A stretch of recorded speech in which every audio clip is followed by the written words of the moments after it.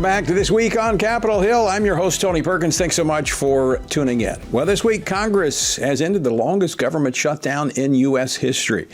On Wednesday, the House passed a measure to reopen the government, 222 to 209, with Democrats joining with Republicans to reopen the government.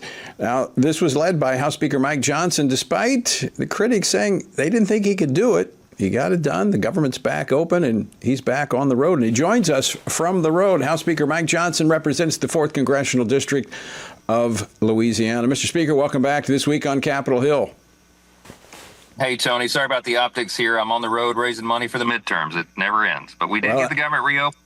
We're so grateful for that. I know you got it open, then you back out on the road trying to keep it running. Let's talk about this. You actually had Democrats joined in this effort to reopen government. We did. We had a handful, and it's interesting that so many of them, remember, they all voted to shut the government down. All but one Democrat voted in September 19th, when we passed the clean continuing resolution in the House. They all voted to shut the government down. I think many of them didn't realize how long that would actually go and how far Chuck Schumer would push it.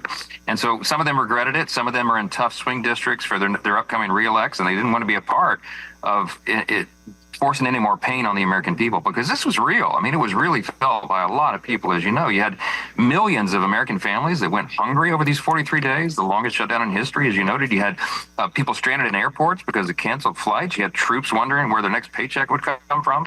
And enough Democrats woke up and said, man, I don't think I want to be associated with that anymore. So we got it done, and it took too long, but I'm glad it's finally over. Well, one thing that happened here, which has not happened before, is that the Republicans held their ground. They didn't have to give more money to get the Democrats to the table to agree. You held the line, and you have what you started with. The Democrats had to cave on this. It's such an important point. They got absolutely nothing out of this for their political stunt, which is totally selfish. They didn't achieve anything. I mean, we wound up passing the clean CR. We got appropriations bills added to it, which was important, and that's something I've been trying to do, is get regular bills done in regular order again. And there was nothing came of it.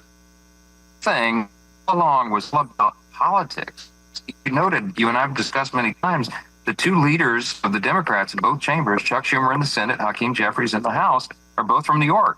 And Tony, they're worried about the rise of Marxism and the far left in their state, and they know they're going to get a challenge from their left flank. And so they wanted to try to show side, and the whole country had to suffer because of that. For full shows, live and on demand, it's Salem News Channel.